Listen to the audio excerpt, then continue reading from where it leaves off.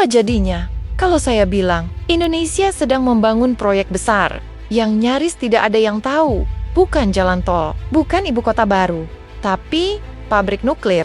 Ya, nuklir. Sumber energi paling kontroversial di dunia. Kenapa dibangun jauh dari sorotan publik? Dan apa dampaknya buat kita semua? Mari kita bahas. Selamat datang di Ruang Tahu.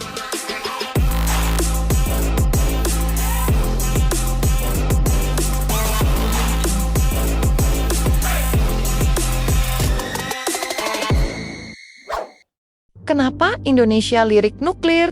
Indonesia menghadapi tantangan energi serius. Pasokan listrik belum merata. Kita masih sangat tergantung pada batu bara dan gas.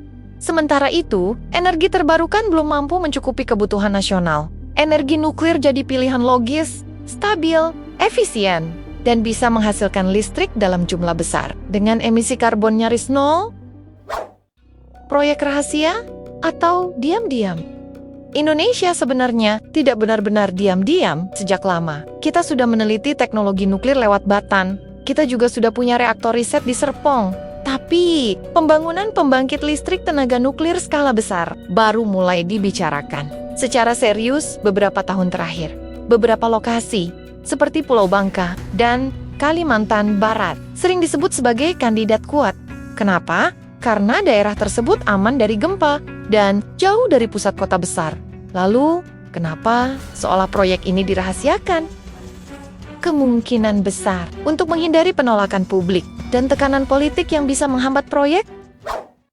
Siapa yang dukung? Pemerintah mulai terang-terangan mendukung proyek ini. Kementerian SDM dan BRIN sudah menyuarakan pentingnya nuklir dalam transisi energi. Beberapa negara, seperti Rusia, Jepang, dan Korea Selatan, tertarik menjalin kerjasama teknologi.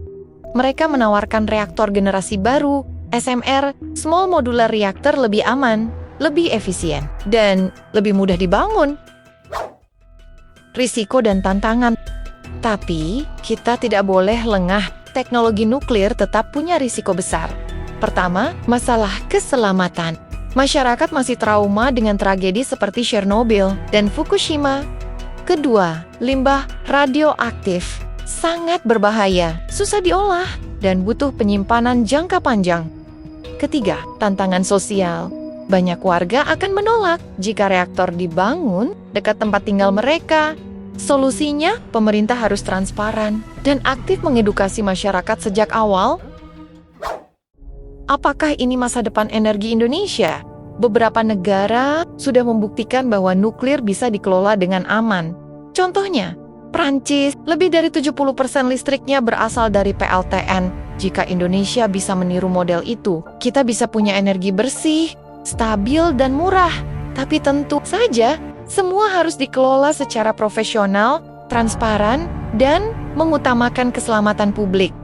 Jadi, apakah benar Indonesia sedang membangun pabrik nuklir diam-diam? Mungkin bukan sepenuhnya diam-diam, tapi juga belum diumumkan secara terbuka. Yang jelas, semua tanda mengarah ke satu arah. Indonesia sedang bersiap memasuki era energi nuklir. Pertanyaannya sekarang, apakah kita siap? Tulis pendapatmu di kolom komentar. Jangan lupa subscribe, bunyikan loncengnya, dan like jika kamu suka video ini. Sampai jumpa di video berikutnya.